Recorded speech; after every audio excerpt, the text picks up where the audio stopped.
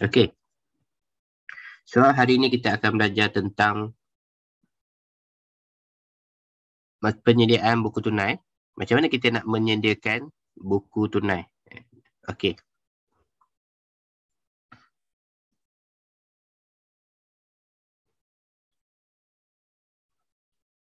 So cikgu nak terangkan dulu apa yang kita boleh dan apa yang kita tak boleh. Maksudnya tak boleh masuk dalam buku tunai dan apa yang boleh masuk dekat buku tunai. Cikgu beri contoh tengok. Korang tak nampak dekat skrin.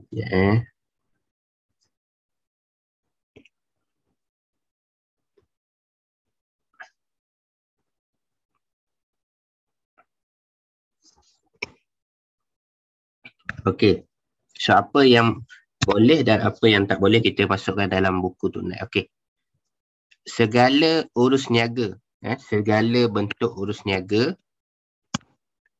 Okey, urus niaga apa yang boleh kita masuk dalam buku tunai. So buku tunai kita nak buat buku tunai. Korang boleh nampak skrin Okey. So dalam buku tunai semua urus niaga secara tunai. Secara tunai. Maksudnya dokumen yang kita akan dapat adalah dokumen yang kita terima duit, bukan secara kredit. Kita terima secara tunai. Apa tunai? Tahu lah. So secara tunai, contoh dokumen yang kita terima untuk secara tunai, contohnya resit. Resit. Apa lagi? Keratan cek. Keratan cek. Lagi apa lagi yang boleh kita masukkan dalam buku tunai? Keratan cek, boleh jadi cek pun boleh. Boleh zoom ke skrin cikgu? Okey, sekejap Cikgu dah besarkan ni sekejap. Cikgu try balik. Skrin cikgu untuk mana? Cikgu tulis tu rasanya dah besar kot. Tak boleh zoom. Untuk ni nak soalan nanti cikgu zoomkan untuk soalan lah. Untuk sekarang ni cikgu tulis dulu dekat whiteboard, dekat ni. So korang boleh tengok dekat sini lah. Okey. Kecil sikit. Tulisan tu kecil. Tulisan cikgu tulis tu kecil ke? Okey. So keratan cek, apa lagi yang korang boleh? Mungkin bil tunai. Bil tunai boleh masukkan. Pembayaran lain lah. Contohnya voucher pembayaran. Dan okey. Slip bank. Kalau korang masukkan duit atau slip elektronik, ATM ke, ATM machine ataupun urus niaga secara online, maksudnya korang buat pembayaran secara online. So itu adalah semua akan masuk di dalam buku tunai. So buku tunai akan terima benda yang dibayar secara tunai. Cikgu, kalau invoice boleh masuk tak? Tak boleh. Invoice itu pembelian secara kredit. Nota kredit, nota debit, dia tidak terlibat, dokumen tu tidak terlibat dengan buku tunai. Kalau kita tengok, dia memang tidak terlibat dengan buku tunai. Okey.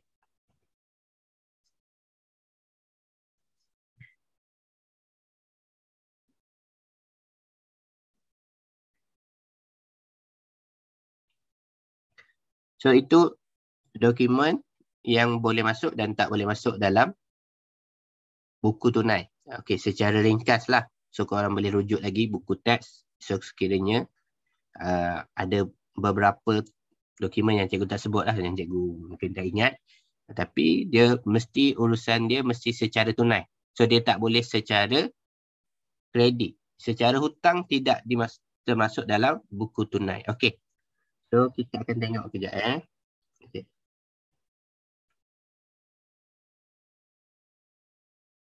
Okay, so cikgu padam lah ni. Okey, jom kita tengok. So ini adalah format buku tunai. Format untuk buku tunai. Dia ada dua lajur lah. So kita boleh kelaskan dia satu debit, Ini debit dan kredit tempat dia. Debit dan kredit. Ini. So ini bentuk untuk buku tunai. Ini bentuk buku tunai, dia punya format jawapan dia. So dia ada discount. Discount. Column discount. Okey.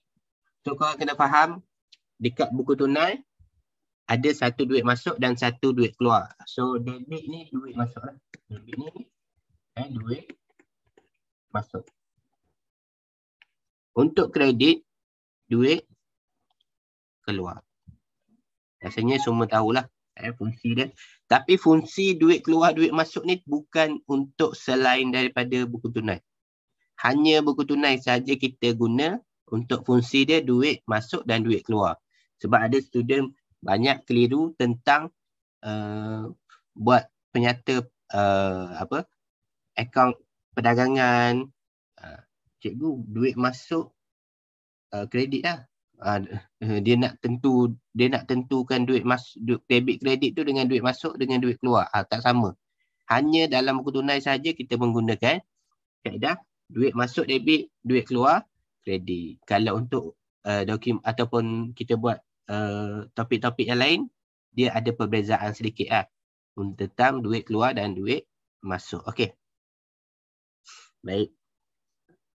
So ini diskaun apa? Kalau diskaun debit itu adalah diskaun diberi. Debit diskaun diberi. Manakala kredit tu diskaun diterima. Debit diskaun diberi. Kredit diskaun diterima. So kalau korang nak masuk, nak pindahkan dia nanti, korang boleh tahulah. Okey.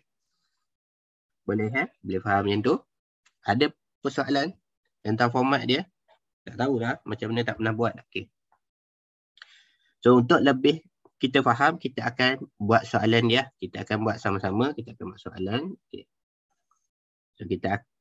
So cikgu akan explain dulu tentang soalan dia. Okey. Betul. So cikgu dah besarkan. Korang boleh tengok Boleh nampak pada skrin korang soalan dia. Kalau tak nampak, beritahu. Okey. So soalan dia, okey, yang pertama. Okey, sekejap Boleh, okey. Cantik. Okey. So baki-baki berikut diambil daripada rekod perakaunan galeri Kasub Atikah pada 1 Oktober 2020. So ni bermaksud nilai ni apa? Ini adalah baki Okey, baki. Baki ni mesti di bahagian mana? Kalau baki di bahagian debit lah. Di bahagian debit. So ini baki. So apa maklumat yang kita nak tulis dalam buku tunai buku tunai nanti? So kita akan tulis baki baki BB. So cuma ada tambahan kat situ. Ada bank, ada tunai dan ada tunai runcit. Okey.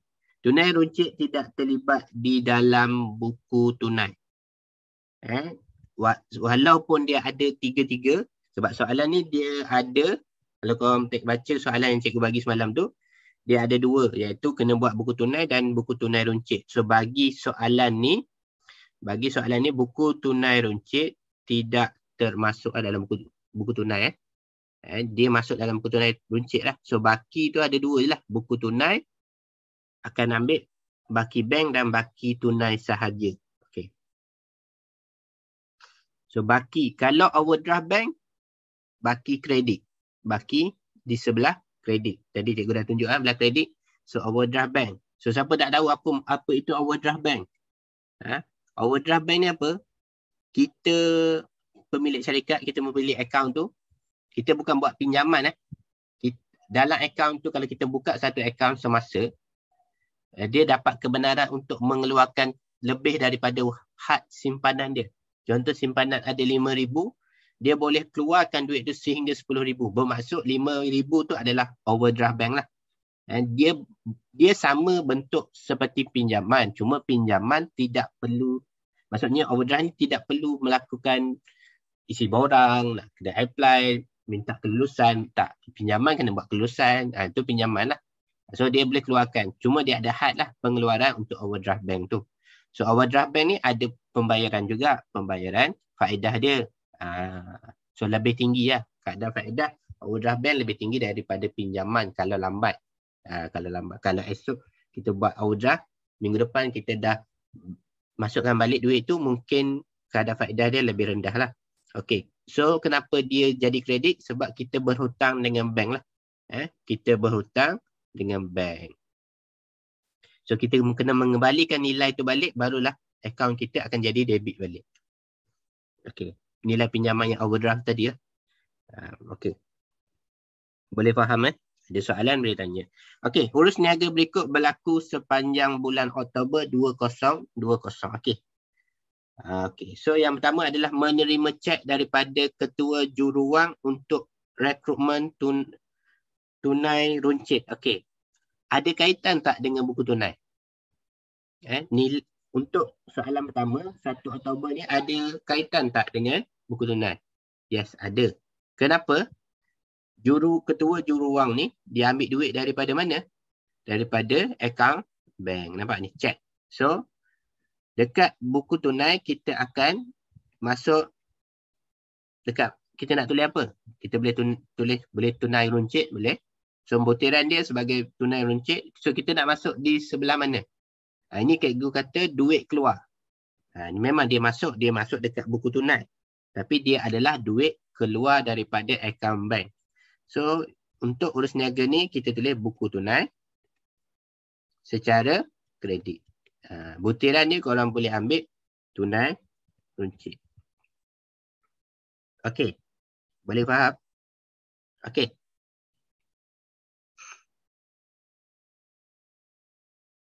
Untuk bayaran hutang kepada Fairhad Trading dengan cek. Okey, ni bayaran hutang. So, bayar hutang. Bayar hutang kita kelaskan sebagai duit keluar. Kita membayar hutang. Bayar hutang, so duit keluar. So dalam buku tunai, yes, dia masuk dalam buku tunai dan sebelah kredit sebab duit keluar. Okey. Ada pertanyaan tentang soalan? So yang ketiga, 3 bulan ni dia membayar hutang kepada Fairhad Trading dengan cek. Okey. Biasa ada soalan ke? Sebelah kredit. Kenapa sebelah kredit? Kerana juruwang ambil duit daripada akaun bank. Dia masukkan ke dalam tunai runcit. Dia memasuk duit tu untuk kegunaan tunai runcit. Kita keluarkan duit daripada bank, so bermasuk duit tu keluar. So keluar dia memang belah kredit lah. Ataupun dia ada, nanti cikgu akan terangkan ada sikit macam kontra nanti. Kalau ada kes kontra, cikgu akan tunjukkan kepada korang. Okey. Okey, so sekarang ni yang ketiga tu 3 bulan tu ada 2 perkara. So yang bawah tu beli 1 rim kertas A4. Okey. Kalau ada pembelian secara kecil, kenapa cikgu notiskan soalan ni? Sebab takut korang tak pernah jumpa soalan macam ni, bentuk macam ni, dan korang akan keliru. Kenapa? Jadi yang RM12 ni korang letak dalam buku tunai juga, bukan? So nilai yang kecil ni dia di dalam buku tunai runcit. Tunai runcit, TR. Cikgu tulis TR. Tunai runcit. So tunai runcit dia tak ada, dia ada debit kredit tu, tapi dia nama penerimaan dan pembayaran. Okey, tapi kita stop sampai tunai runcit dulu. Cikgu labelkan. Nanti bila kita masuk dalam bahagian tunai runcit, cikgu terangkan balik. Okey. So dekat sini beli 1 rim kertas A4, kalau nilai yang kecil ni kita letakkan di dalam tunai runcit. Melainkan soalan tu dia tak ada suruh buat tunai runcit. So itu baru boleh masuk dekat buku tunai. Tetapi sekiranya soalan ni ada 2 soalan dia suruh buat buku tunai dengan buku tunai runcit, bermaksud RM12 tu adalah nilai untuk buku tunai runcit. So korang kena tahu pengelasan dia. Okey. Boleh? Okey. Yang keempat 4 Oktober, jualan tunai. So jualan tunai kita menerima duit lah. Kita menerima duit. Okey. So jualan tunai 2,500 akan masuk dekat buku tunai di sebelah debit. Sebelah debit. Okey. So maklumat seterusnya. 5 hari bulan. 5 hari bulan. Kalau korang ada print soalan cikgu bagi, korang boleh conteng teruslah. Okey. So, sekejap lagi sebab cikgu akan padam dia punya ni, maklumat ni. Tapi korang ingatlah, cikgu dah terangkan ini. Okey. So, untuk soalan yang 5 Oktober, beli barang niaga secara kredit. Cikgu ada sebut tadi, buku tunai mesti masuk urus niaga secara tunai sahaja. Jadi, beli barang secara kredit, boleh ke tak boleh? Boleh masuk dalam buku tunai? Beli barang secara kredit. Boleh masuk ke?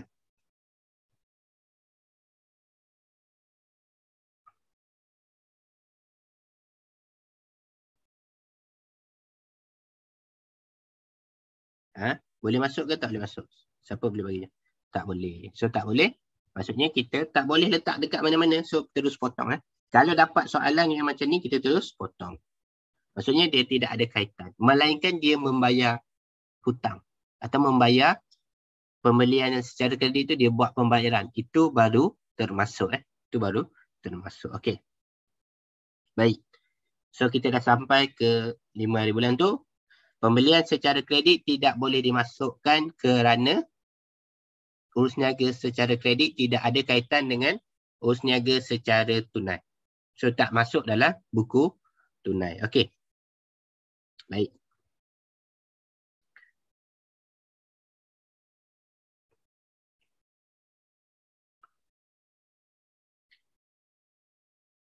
Okey. Seterusnya. So 5 hari bulan ini semua kita dah selesaikan. Okey. So 12. Ya. 1 Oktober tak berapa faham. Tak berapa faham lagi tentang 1 Oktober. Okey. 1 Oktober tu menerima cek daripada ketua jururawang. Ini menerima cek ni untuk buku tunai. Memang dia tulis menerima cek. Menerima duit. Tetapi dalam akaun tunai runcit. Faham? Tunai runcit dia terima cek. Dia bukan buku tunai. Jadi kes ni siapa yang keluarkan cek ni? Daripada akaun bank.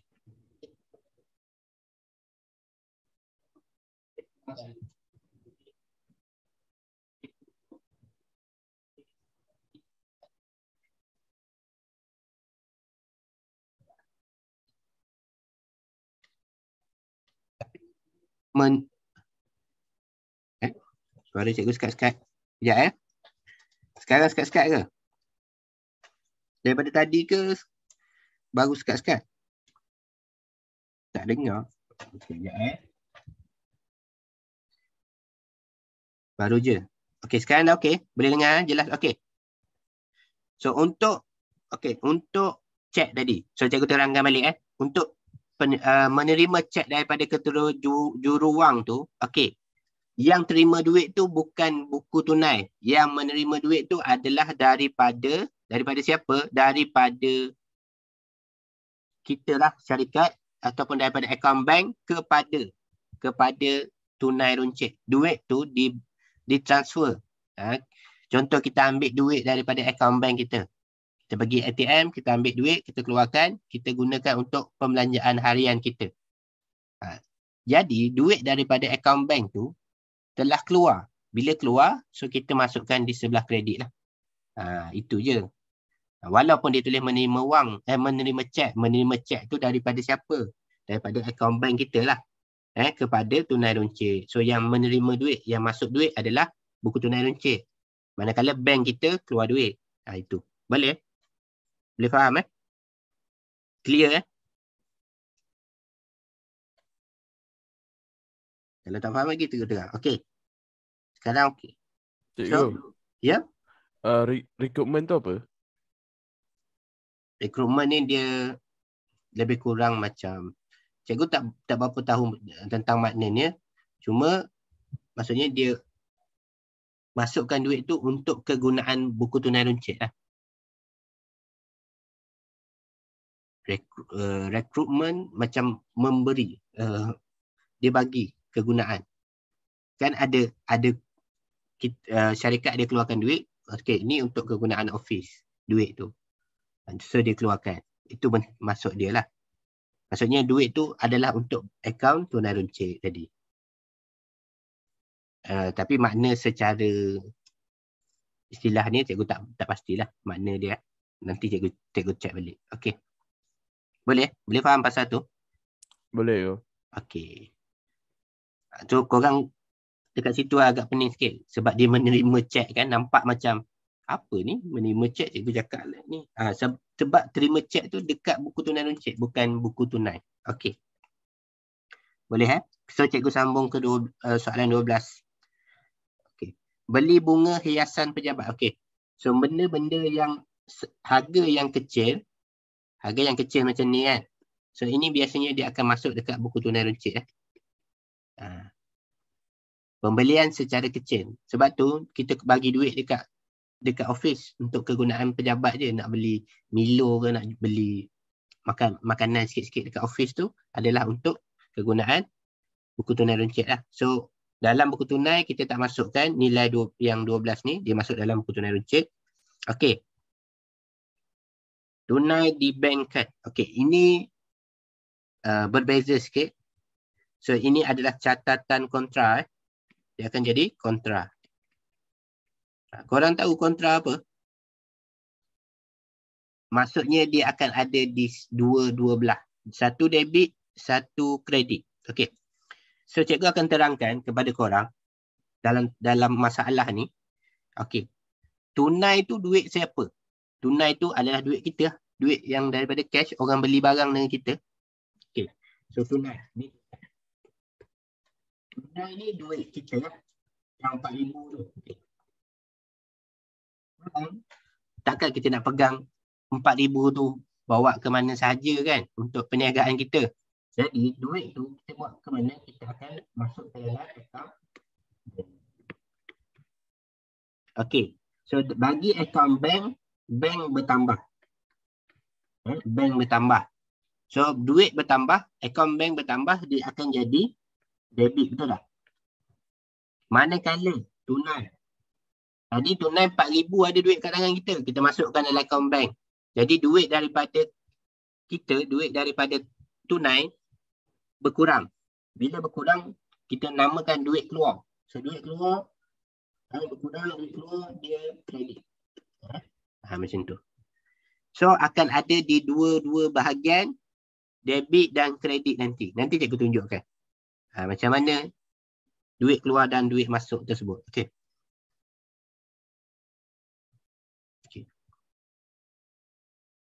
Sekarang kita faham okey. Yang catatan kontra tu faham okey.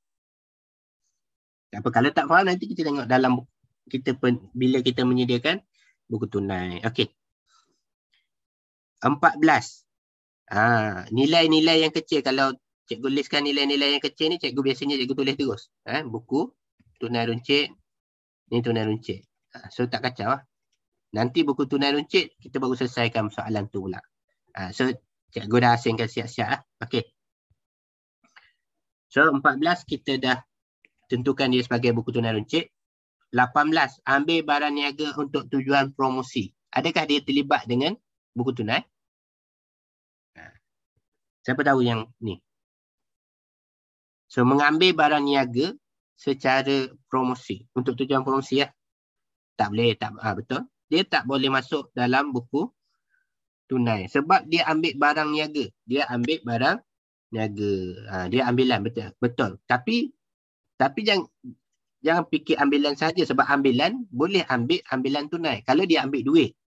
Kalau dia ambil duit untuk kegunaan peribadi. Ni bukan ambilan tau, dia promosi. Dia bahagian belanja, dia masuk bawah promosi. Okey. Ambilan adalah untuk kegunaan peribadi saja atau untuk kegunaan family dia. Mengambil barang niaga untuk kegunaan peribadi ataupun kegunaan keluarga, ataupun itu dimasuk di dalam ambilan. Tetapi untuk kes ni, Cikgu terangkan kes ni Ini ambilan untuk promosi, dia masuk dalam promosi, iaitu dalam belanja lah. Belanja promosi. Okey. Tetapi kes ni dia tidak masuk dalam buku tunai disebabkan dia bukan ambil duit. Dia ambil barang niaga. Sebab cikgu kata, dia buku tunai adalah untuk berkaitan urus niaga duit sahaja. Main duit.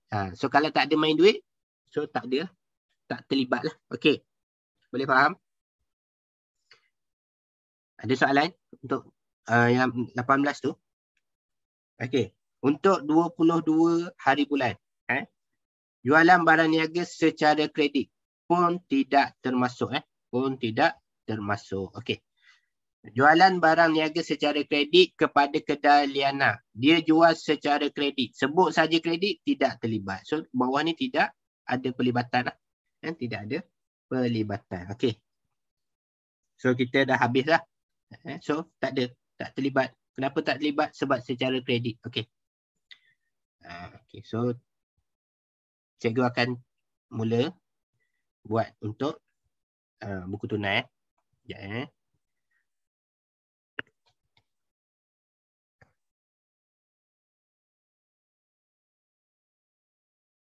Okey.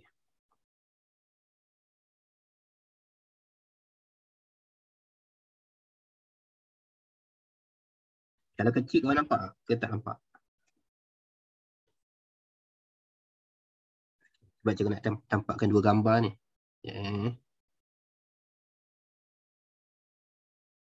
Okey, so kau boleh nampak Kalau tak nampak nanti beritahu Okey. Tadi kita dah selesaikan masalah yang ada dekat sini. So cikgu dah padam balik lah. Tak apa, nanti ada rakaman ni cikgu masukkan balik untuk korang boleh tengok lah. Okey. So tadi kita sebut pasal baki So baki, kita nak tulis kat mana baki tu? Kita akan tulis di sini lah. Baki dia. Cikgu salah saiz dia sikit. Okey.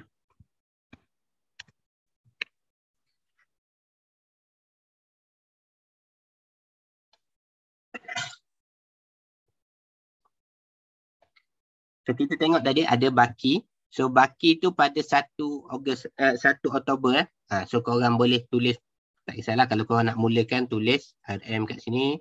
Lihat RM dulu kolom pertama. RM. So korang akan tulis, ada orang tulis tahun dulu 2020 1 Oktober 1 Oktober. Okey. Ni pun sama 2020. Tapi jangan tulis tarikh dulu. 1 Oktober ni sebab cikgu nak masukkan yang baki tadi.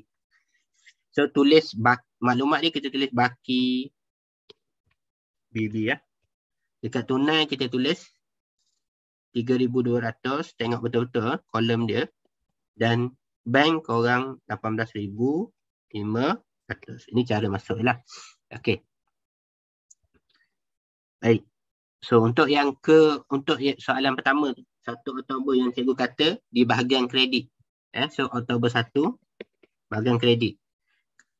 So kita nak tulis apa? Maklumat dia kita tulis tunai runcit. Tunai runcit. Berapa? Dekat mana? Dekat bahagian bank 164. Okey. Sebab korang dah faham dah ni. So cikgu terangkan dulu. So cikgu start isi lah. Korang tengok je. Cara isi. Okey. Membayar hutang kepada Farhad Trading dengan cek. Tadi. So sama 3 hari bulan. So kita tulis nama yang kita bayar hutang tu. Jangan tulis bayar hutang. Okey. Ada 2 kaedah dia. Contoh. Kalau orang beli barang secara tunai ataupun kita jual barang secara tunai, tak perlu tulis nama. Sebab korang pernah pergi mall ataupun pasar raya, ada tak korang bayar, setiap kali korang bayar dia tanya nama. Siapa nama awak? Itu nak berkenalan. Bukan nak tanya untuk akaun. Contoh. So dia tak tanya Dia tak pernah tanya korang. Sebab apa? Tak ada kaitan pun. Korang dah beli habis. Balik Tak perlu kenal. Okey. Tetapi sekiranya penjualan atau pembelian secara kredit. Korang kena tahu nama dia. Jangan tak tahu nama dia. Siapa beli dengan engkau tadi secara hutang? Tak tahu.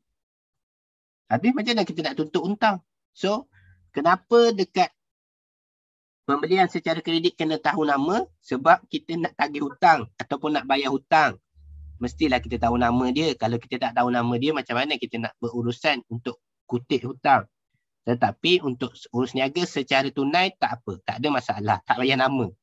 Dan jangan tulis nama pun tak apa lah. Tak payah tulis nama lah. So untuk kes ni, dia bayar hutang kan. Tulis nama dia. Tulis nama. Sebab apa kita nak match kan? Oh maksudnya kita dah bayar hutang dia. So selesailah hutang kita dengan dia. So kalau dia nak tuntut tak boleh dah. Kita dah selesai hutang dia ni. So Ferhat Trading. Okay. Okay, ada nak tanya pasal tu? Korang boleh dengar? Okay. So, Ferhat Trading ni berapa nilai dia?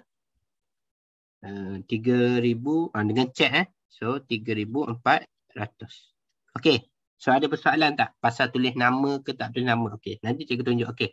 Untuk kes 4 hari bulan tu, jualan tunai. Sebab tu dia tak tulis nama. Kalau dia tulis nama, jualan tunai kepada Ahmad. Contoh. Tak payah tulis Ahmad Jangan tulis Ahmad. Tulis jualan. Faham? Tulis jualan. Nama dia kita tak nak. Sebab kita nak tahu urusan apa dengan Ahmad tu.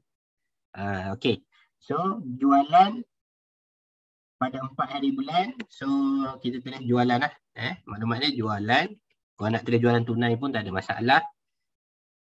Cuma tunai tu di bahagian tunai lah. Sebab dia tak sebut pasal cek. Bila tak sebut pasal cek atau bank. So, kita masukkan di bahagian tunai 2,500. Okey. Settle. Okey. Beli barang secara kredit tadi kita dah tak ada kaitan pun. Hiasan pun tak ada kaitan. Tunai di bank card. Okey, untuk kes yang ke-13 ni. Tarikh 13 hari bulan ni, cikgu kata dia adalah catatan kontra. Tunai duit keluar, bank duit masuk. Okey. So, macam mana kita nak tulis? Okey, kita tulis 13 hari bulan. Kita tulis 12 13 hari bulan. Okey. So, untuk tunai di bank kan. Ini untuk tunai di bank kan. Okey. So, korang tengok duit yang masuk daripada duit masuk ke dalam bank. Duit masuk ke dalam bank. So, kita nak tulis belah debit ni kan duit masuk kan. So, kita tulis butiran dia adalah tunai. Duit masuk, kita tulis dalam akaun bank 4,000. Okey. Untuk di sebelah kredit pula, kita kena tulis apa? Kita tulis bank. Kenapa? Duit tu akan dimasukkan ke dalam akaun bank dan duit yang keluar tu adalah daripada tunai 4,000. Butiran tulis kontra boleh ke? Boleh buat macam ni. Boleh macam ni. Okey. Jangan tulis kontra. Buat simbol K macam tu. Boleh. Maksudnya kita nampak. Oh. Tapi kena patutnya butiran tu kena betul lah. Tunai bank. Jangan salah. Jangan duit masuk bank korang tulis bank juga butiran dia. Salah. Duit keluar daripada tunai korang tulis tunai. Salah. Itu salah. Nama mesti berlawanan. Duit masuk atau duit keluar nama dia mesti berlawanan. Korang tengok kat tempat duit keluar. Okey. So, kita dah tak ada. Dah selesai lah. Sikit je. Untuk buku tunai ni sikit je. Dia punya butiran dia kat sini. Okey, tak apa. Beres Okey. So, kita boleh tutup lah. Kita dah boleh tutup akaun ni. Okey. So, kita akan kira di bahagian yang paling banyak lah amount dia. Nilai yang paling banyak. Okey.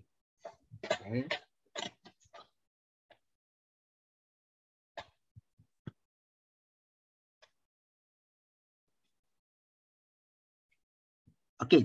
Belah tunai mesti paling banyak mesti belah debit Tak boleh belah kredit banyak tunai. Tak boleh. Kenapa cikgu? Boleh tak duit kita negatif? duit dekat tangan kita boleh tak negatif? Tak boleh.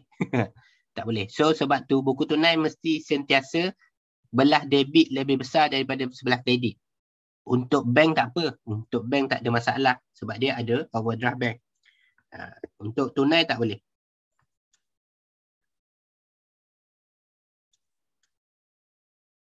So dia jadi 5,700. Yang ni pun bank ni sebelah debit pun nilai dia besar lah. 18,000 tu dengan 4,000. So 22,500. Okay. Okay. So sebelah kredit ni duit dia sikit lah. Okay. So sekarang kita tulis amount yang sama Tulis sebab balance. Balance kan dia kita menggunakan. Kita tulis amount yang sama. Okay. Okay. Ada masalah kenapa? Ada nak tanya kenapa tulis sama? Kita nak balancekan account tu, kita mesti tulis nilai yang sama. Nilai yang paling besar bukan nilai yang kecil, nilai yang paling besar. Okey. Sekarang ni jumlah yang ada di sebelah kredit ni tidak mencukupi. So sebab tu kita akan buka pada 31. Tarikh 31 kita akan tulis baki HB. Baki HB. So, baki HB tu kita nak nilai yang masih kurang. So 5,700 tolak 4,000. So dia jadi 1,700. Yang sebelah bank pula berapa tu? 3,400 tambah dengan 1,400 tolak dengan 22,500. So ni 18,936. Okey. So ini adalah baki HB yang korang dapat lah. Okay, so baki HB ni korang boleh hantar ke bawah. Boleh tulis ke bawah, di bahagian bawah iaitu kalau Oktober 1 November pula. 1 November baki HB. Kalau korang tengok balik, benda ni dia ulang balik yang atas ni. Korang boleh buat yang baru pula, akaun baru untuk bulan seterusnya. Macam tu. Okay. Okay, selesai buku tunai. Ada persoalan tentang buku tunai?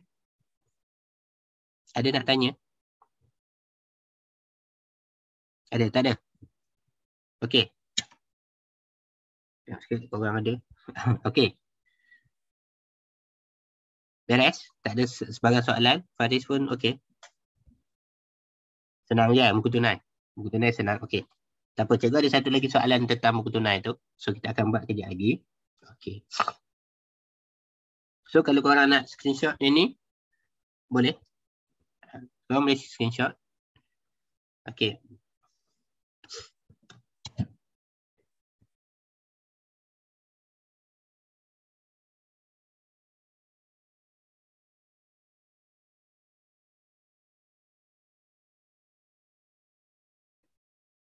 Kalau cikgu ada tersalah, beritahu Okey. So korang ada screenshot tak apa, nanti pun cikgu ada hantar gambar kot untuk korang. Tu. So kalau korang tak sempat. Okey. So cikgu nak pergi kepada soalan seterusnya, soalan lain. Okey. Ni pun dia campur So cikgu jumpa soalan percubaan, banyak soalan percubaan dicampur buku tunai dengan buku tunai runcit. So korang kena tengok betul-betul tentang buku tunai runcit. Okey. So ni ada, cikgu ada hantar korang gambar soalan dan format buku tunai runcit semua tu. So korang boleh buat Okey. Cuma cikgu nak tunjuk untuk urus niaga yang ni Okey. Menggunakan buku tunai. Ya.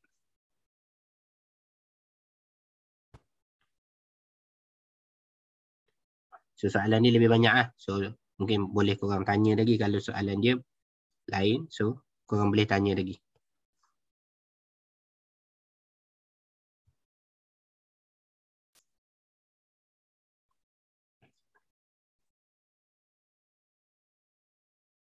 Okey.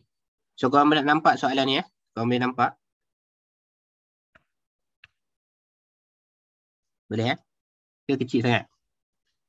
Kalau tak nampak beritahu Okey.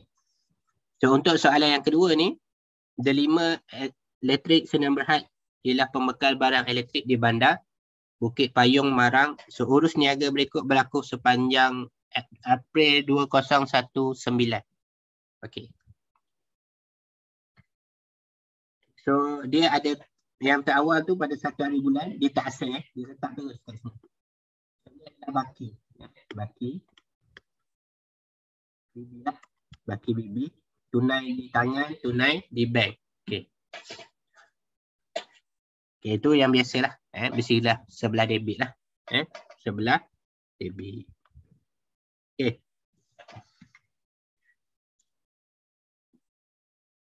Belian tunai untuk 7 hari bulan tu, belian tunai secara dibayar dengan cek. So, belian tunai. So, beli. So, buku tunai lah. Memang buku tunai. Soalan ni semua buku tunai. Tapi kalau tak ada, baru kita boleh potong lah. So, dia tak berkaitan buku tunai, kita potong. Okey. So, belian tunai. So, beli kredit lah. Kenapa beli kredit? Bayar kan? Membuat pembayaran, so jadi kredit. Okey. So, soalan buku tunai ni korang tak bayar. Kalau kau tak ada pengasingan buku tunai runcit, macam satu je buku tunai macam ni kan. So korang boleh terus catat dalam buku tunai. So tak payah nak listkan dulu, nak tentukan masuk ke tak masuk buku tunai runcit ke, tak payah. Tadi kes tadi cikgu list dulu disebabkan satu cikgu nak ajar korang lah. Dan satu lagi sebab dia ada dua buku tunai tu. Buku tunai runcit dan buku tunai lah. Okay. So jualan tunai dibankkan. So ini bila jualan tunai dibankkan, debit lah. So itu je korang tentu. Jualan tunai. Tapi dia masuk dalam account bank. Jualan tunai ni masuk dalam tunai lah. Okey. Itu je. So debit juga duit masuk. Bayar lan elektrik dengan cek. Ni bayar, kredit. Ini cikgu tentukan debit kredit lah. Terima cek daripada Ramlan. Terima duit masuk debit. Macam tu. Membayar wang cerah. RM1,150 dengan cek. Membayar kredit. Okey. Suhaimi klik menjelaskan hutangnya dengan cek. So menjelaskan. Suhaimi menjelaskan hutang. So dia debit lah. Mudah je sebenarnya buku tunai ni. Mudah je kalau dia cerita pasal tu je. Perniagaan menerima komisen tunai. Nampak? Komisen. Terima komisen, terima duit. Debit. Membayar Hisham Elektrik 1,640 dengan cek. Bayar kredit. Dah tentu gitu je. Beli alat tulis 1,800 secara tunai. So beli kredit. Bayar iklan kredit. Bayar sewa kredit. Nampak? Semua masuk dalam buku tunai. Tak ada soalan dia. So soalan ni agak senang lah sebenarnya. Biasanya dalam buku tunai dia akan bagi juga soalan yang tak berkaitan dengan buku tunai. So korang kena berhati-hati apabila korang baca soalan tu. Jangan terkeliru. Jangan terkeliru pula. Okey. So cikgu terus isi lah maklumat tu. So cikgu terus isi untuk korang saja sebab dia agak simple dan ringkas saja. So cikgu hanya tentukan debit kredit saja. Ataupun kalau korang tengok soalan ni korang terus isi saja. Tapi hati-hati. So kat sini pun soalan ni tak ada catatan kontra. So sebab tu cikgu kata buku tunai ni dia agak senang. So pada 2019 RM diskaun pun tak ada sebut pasal diskaun. So dia agak simple lah soalan dia. Dia tak ada sebut pasal diskaun pun. Okay. So baki tunai tadi so pada April 1 baki BB. Berapa baki BB dia? Untuk tunai 1,200. Untuk bank.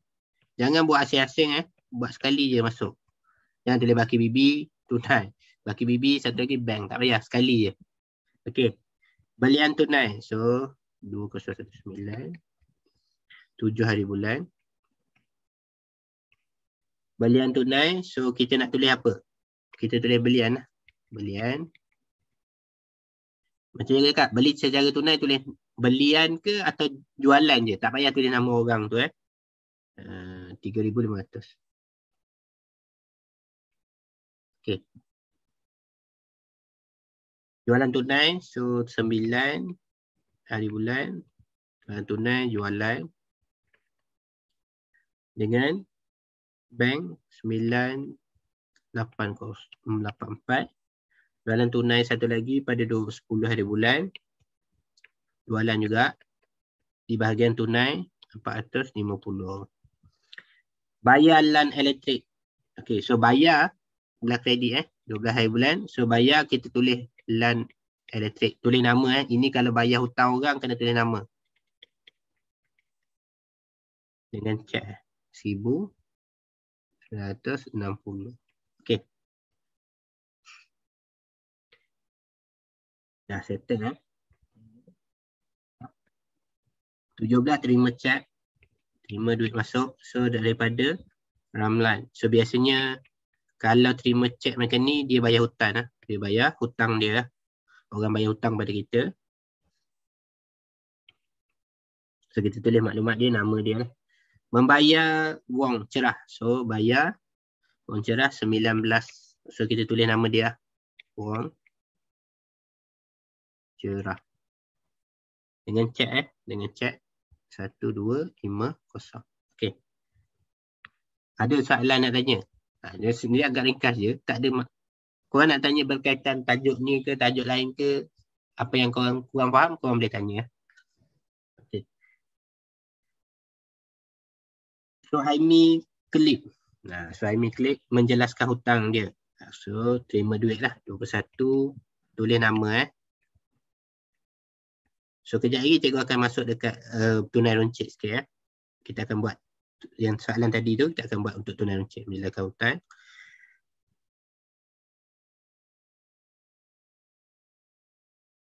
Satu, dua. Okay. Menerima komisen. So 23. Komisen lah. Orang tulis komisen lah. Komisen. Tak yang tulis nama orang tu, tulis komisen. Tunai 296. Membayar Hisham. So membayar 26 kredit. Hisham. Elektrik. 1640 1640. Okey, boleh.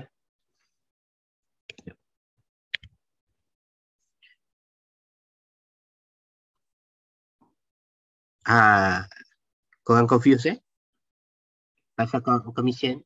Itu kalau kita buat akaun perdagangan dan untung rugi. Hasil tu kalau catatan beregu korang akan tulis belah kredit. Betul, itu hasil. Sebab tu cikgu kata buku tunai ni dia berbeza sikit dengan yang korang faham tentang kedudukan hasil, kedudukan aset, kedudukan. Ini cerita pasal duit masuk dan duit keluar. Memang dia hasil tapi duit masuk dan duit keluar. Buku tunai ni dia bukan bermain dengan tempat dia. Hasil kena duduk sebelah kredit. Kalau dia aset dia duduk sebelah kredit, debit. Bukan. Dia buku tunai ni dia pasal duit keluar dan duit masuk. Maksudnya duit tu keluar, kita akan tulis sebelah kredit. Duit tu masuk, dia akan tulis sebelah debit. So komisen dia terima ni, kita terima duit. So bila terima duit, sebelah debit kita tulis. Berbeza kita masukkan dekat akaun perdagangan dan untung rugi tu tak sama. Itu je beza dia. Jangan salah faham tentang buku tunai. Sebab tu cikgu kata, cikgu siap sebut daripada awal tadi. Jangan confuse kemasukan duit masuk dan duit keluar. Itu je. Okey, bagus. So benda ni kita kena faham. Benda nampak simple. Benda nampak mudah pun cikgu sebut. Benda ni cikgu sebut. Beratus orang. Mungkin 1000 pelajar.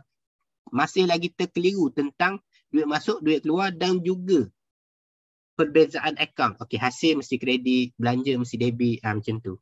So dia berbeza.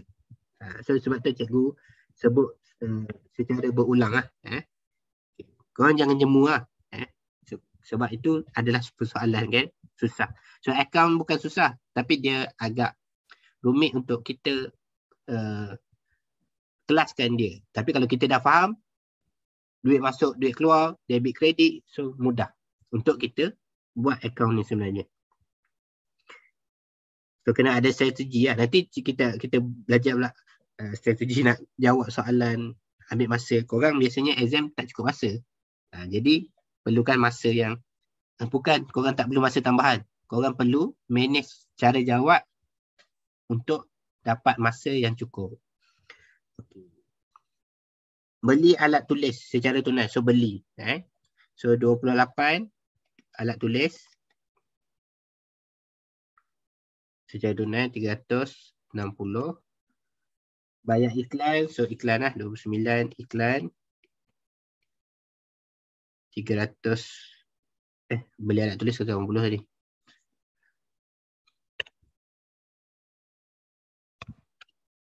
$180, 360. Membayar sewa.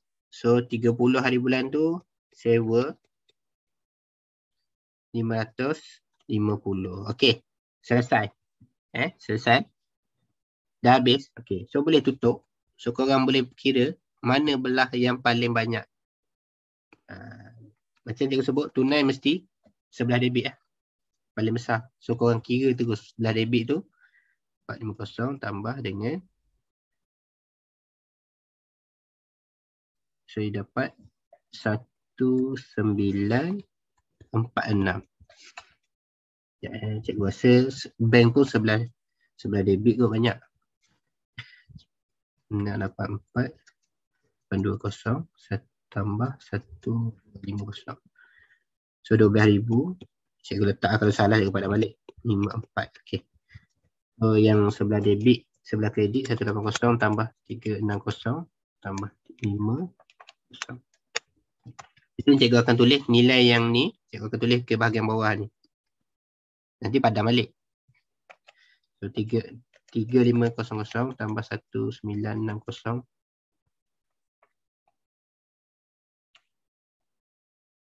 tambah 1250 tambah 16.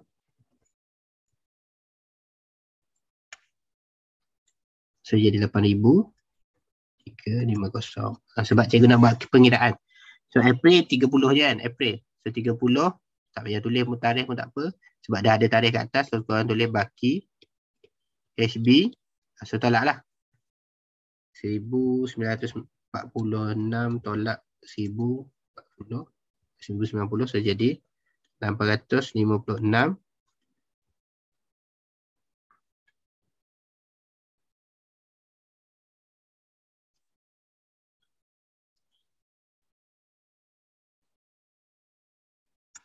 So yang ni jadi 4,100.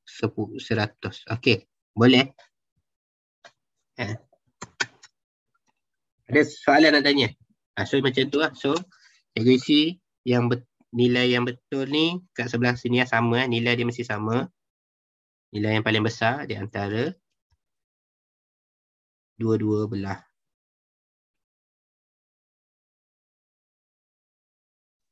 Aku nampak sikit.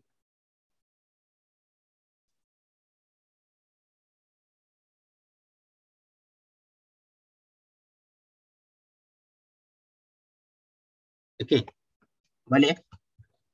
So ada sebarang pertanyaan? Kau nak tanya? Okey, untuk setakat ni, so soalan betul-betul buku tunai, dia macam ni lah soalan dia. So cikgu tak boleh nak kata dia sesat. So buku tunai ni dia agak senang lah. Biasanya soalan buku tunai ni dia ada di bahagian B lah. Baki bibi. Apa maksudnya, apa baki bibi?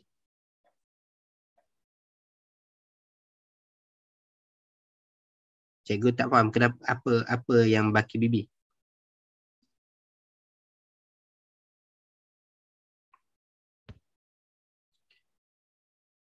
Oh, nak tulis bahagian bawah ni. Nak tulis boleh, tak nak tulis pun boleh. Tulis lah. Kalau tulis, kalau kita ada cukup masa, tulis lah. 1 Mei. Kalau tulis ni dah dapat markah penuh dah. So kalau kita tulis, tak ada masalah juga. So tulis lah baki bibi. So dia bukan wajib lah. So kita dah selesai baki HB tu, boleh je tulis balik.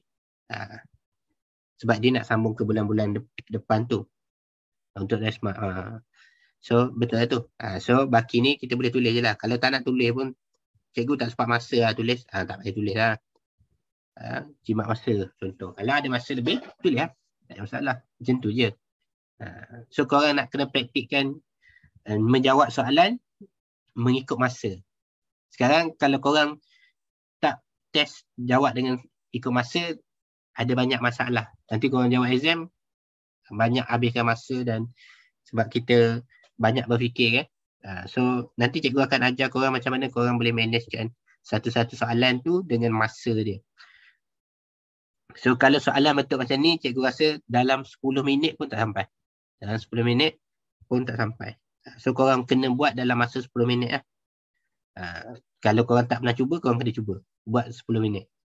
Biasanya sebab betul. Cara pengurusan masa untuk jawab soalan tu sebab korang banyak habis masa. Cikgu tahu korang banyak habis masa kat mana. Soalan 2. Biasa korang akan habis masa dekat soalan 2, betul tak? Dengan soalan 3. Itulah lepas tu korang akan habis. Okey. Banyak masa. Okey.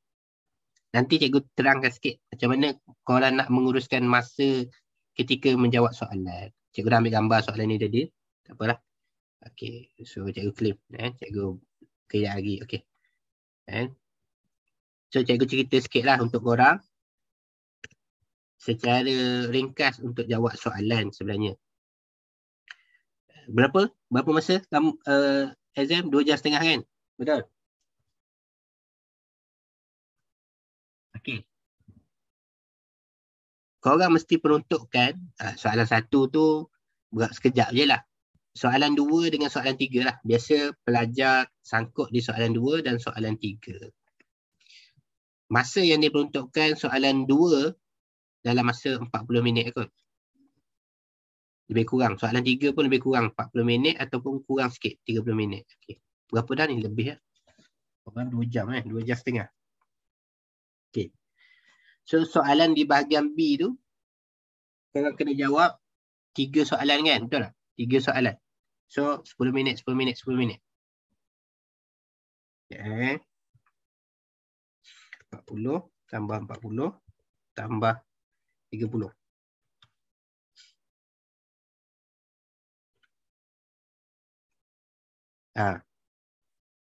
So untuk di bahagian B mungkin 10 ke 15 minit lah.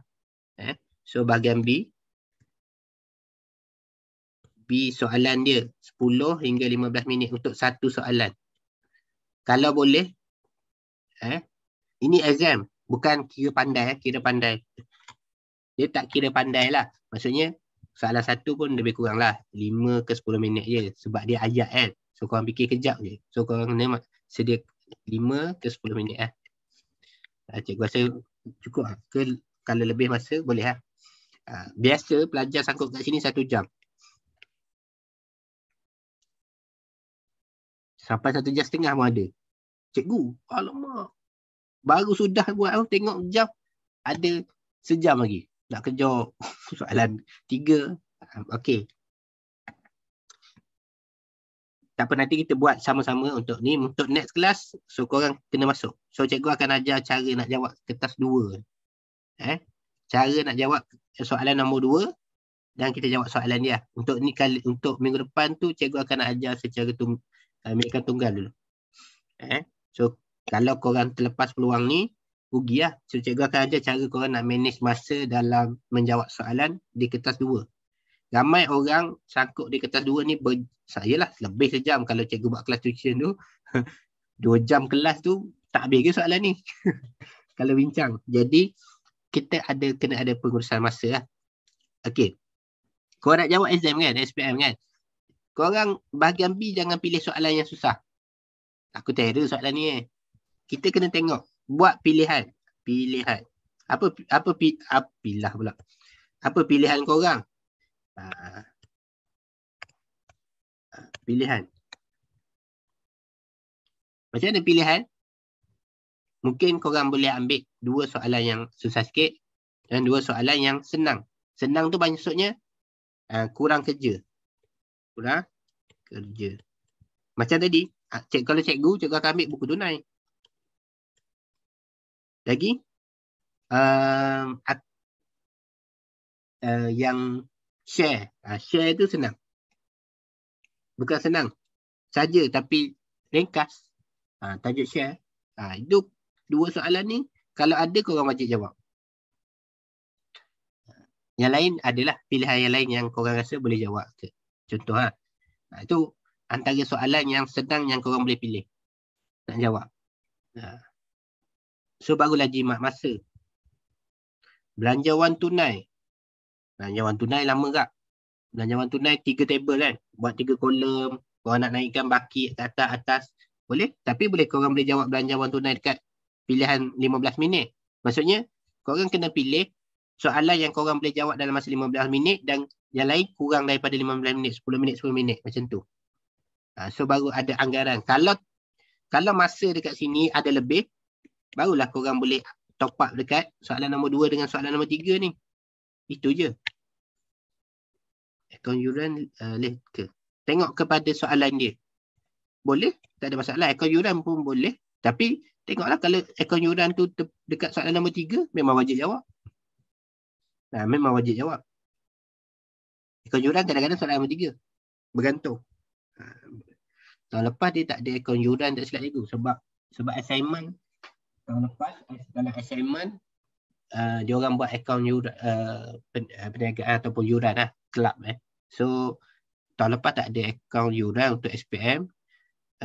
Soalan dia mungkin tahun ni mungkin ada lah, tapi tak pastilah bahagian mana. So kalau korang buat pilihan, boleh buat pilihan dekat situ lah, dekat soalan-soalan macam ni. Yang 2 soalan tu memang wajib lah. Soalan 1, 2, 3 ni memang wajib jawab lah, jangan pilih pula. Cuma korang tengok kalau dah lebih 40 minit, tinggal. Korang mula jawab, biasa cikgu akan jawab, cikgu tengok soalan dia ataupun cikgu ajar student mesti jawab soalan ni dulu, soalan nombor 2. Soalan tu nombor 2. Okey. Bila dah lebih 40 minit masa korang, sebab tu pakai jam lah, ataupun kat dinding kan ada jam kan. Tengok betul-betul. So 40 minit, jangan korang tengok jam je. Belum 40 minit, boleh lagi. Habis masa gitu, tengok jam je. Jangan. Bila dah lebih 40 minit, terus pergi bahagian B ataupun jawab soalan ketiga. Macam tu. Ada orang dia suka jawab bahagian B dulu, selesai. Dia buat laju-laju. 3 soalan bahagian B. Sebab soalan dia lain-lain. Kalau kena dua soalan betul, 1 soalan salah, okey dah. Contoh. So dapat makan dah. Tapi kalau korang masuk di bahagian yang kedua, soalan 2 je lama, bahagian B tak sentuh lagi, itu yang tak sempat jawab tu. So ambil pilihan korang. Korang rasa korang laju buat yang mana? So kalau lebih 40 minit, tinggal. Jangan buat lagi. Settlekan di bahagian B semua, baru boleh. Cikgu, kalau akaun tak imbang, selaras tetap dapat markah. Ya. Dia bukan kena imbang baru dapat markah 25 markah. Tak. Kalau salah, dia kira dia tolak yang salah je lah. Markah yang salah. Cuma banyaklah kalau tak balance tu, maksudnya dia akan kira sampai akhir tu, adalah pengulangan markah. Jangan padam. Kes orang padam lah sebab tu dapat markah kosong tu. Dia padam tak sempat dah habis masa. Jangan padam. Salah biar gitu, tinggal gitu. Dapat markah berapa yang kita betul. Jangan padam balik, jangan padam. Dan kalau tak cukup masa, jangan kedai dulu, pindah. Sebab tu, dalam masa 40 minit, korang tak boleh selesai juga, korang pindah ke soalan lain. Macam tu. Tinggallah, nanti ada masa lebih, korang top up balik. Selesaikan masalah yang korang tertinggal tu. So, itu adalah fokus untuk korang jawab. Dan cikgu ada tip lah untuk jawab soalan ni. Bukan cikgu ini berdasarkan pengalaman cikgu sendiri. Cikgu buat benda tu jadi. Memang, tapi kena buat praktis lebih lah. So kalau korang boleh buat praktis lebih, so cikgu akan ajar cara dia. So insyaAllah berjaya. So mesti, akaun ni mesti, kalau soalan 2-3 ni, korang mesti sentiasa buat latihan lah. Okay. Kalau soalan nisbah tu kecairan aset, itu pun korang boleh jawab di bahagian B. Sebab dia agak simple je. So soalan-soalan ringkas. Bahagian B, pilih soalan yang ringkas. Okay, beres. Boleh faham Ada nak tanya berkaitan exam ke apa ke?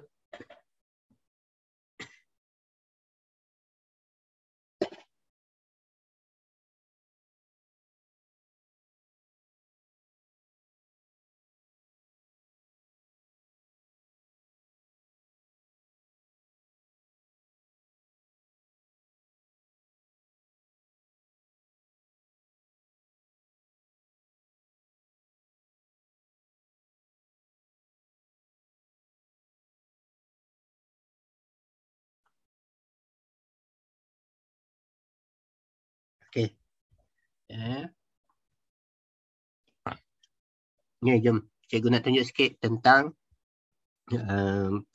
kita buat kalau ada buku tunai atau tunai runcit, korang buat dua-dua lah kalau dalam exam tu.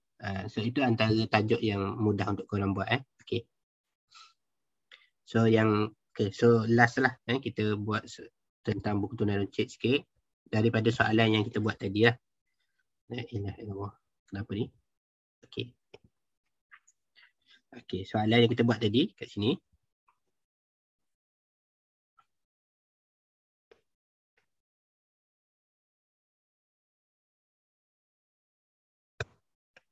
Okay. Cuma table tu kadang-kadang dia bagi biasa kebiasaan dia bagi dalam soalan. Tapi kalau dia tak bagi, korang kena buat sendirilah table ni. Okay. So tadi ada baki tunai runcit RM36. So macam mana korang nak buat? Okay. So korang akan tulis dekat sini. So tarikh dia sama di Oktober 2020 Oktober 10 Oktober 1. So baki, korang tulis baki BB RM36. Okay. Lepas tu ada dapat duit masuk kan. So dekat sini korang tulis 1 hari bulan juga. So korang tulis bank duit tu daripada akaun bank. Berapa? 164. So korang tambah dia jadi 200 lah. Dan jumlah keseluruhan yang dimasukkan dalam akaun bank dia tu adalah 200 biasanya. Okay. So dah settle. Okay, yang ni 12 hari bulan dia beli. So korang boleh tulis kertas A4 lah. So 3 hari bulan. Kertas A4. So korang boleh masuk dekat mana? Dekat pembayaran. Pembayaran RM12. Lepas tu dekat alat tulis. Sebab dia di bawah alat tulis. Macam tu je. Ni format dia. Bentuk format dia macam ni je. Cuma dia akan bagilah apa isi dia. Kalau kolom tu kosong, dia nak apa? Analisis pembayaran tu, tengok apa dia nak. Biasa ada pos, belanja pos, itu ada. Belanja pejabat, itu apa banyak, ada beberapa lagi lah. Cikgu pun terlupa. Berkaitan dengan pembelanjaan yang kecil ni. Okay. So dah habis. Yang lain tak ada. Okay. Yang berbunga hiasan pejabat. So itu belanja pejabat. Di dalam belanja pejabat boleh lah. Berapa 12 hari bulan. Bunga hiasan bahagian perbelanjaan bahagian perbelanjaan 80 dan belanja pejabat 80. Korang tulis macam tu. Okey. Beli buku ledger dan pen. So ni alat tulis lah. 14 hari bulan alat tulis. So korang boleh tulis lah. Alat tulis pun korang boleh tulis. Kalau korang nak tulis, tulis alat tulis lah. Dah sikit alat tulis. RM25. 25. Okey. Lagi apa? Beli plastik sampah. Itu yang tak akhir dia. 25. Plastik sampah. So plastik sampah kau masuk dekat belanja pejabat 15. Okey.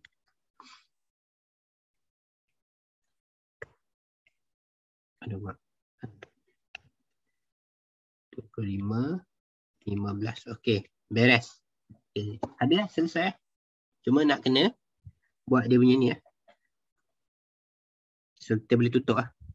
Boleh tutup.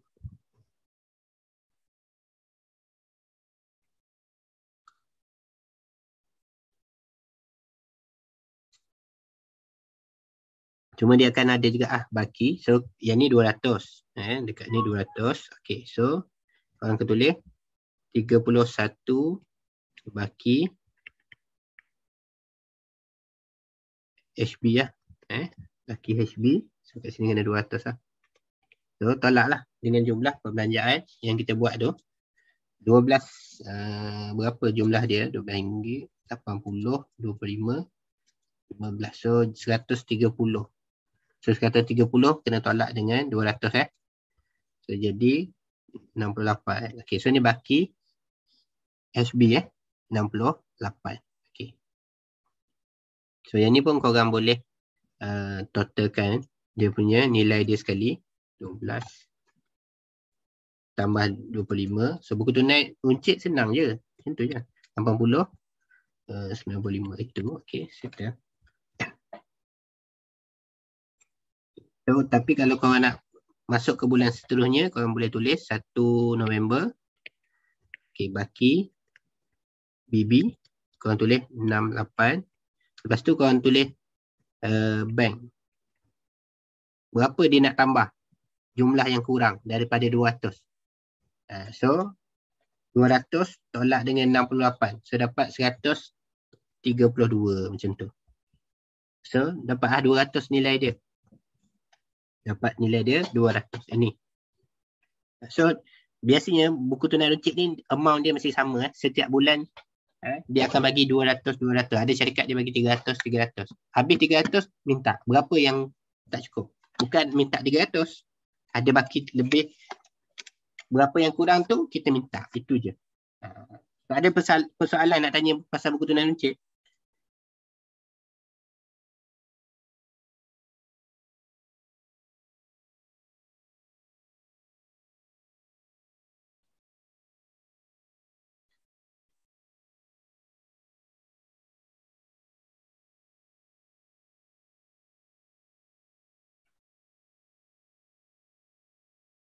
Boleh? Okey. So kalau tak ada soalan, so cikgu nak apa ni? Okey, faham Okey. So kalau dah habis tak ada soalan, cikgu nak stop kat sini lah untuk tajuk hari ni. So cikgu berhenti sampai kat sini dulu. So kita sambung nanti untuk minggu hadapan. Okay. Sama-sama. Okey. So kita akan jumpa lagi minggu hadapan. So insya-Allah minggu hadapan cikgu akan fokuskan macam mana kita nak menjawab soalan 2 lah.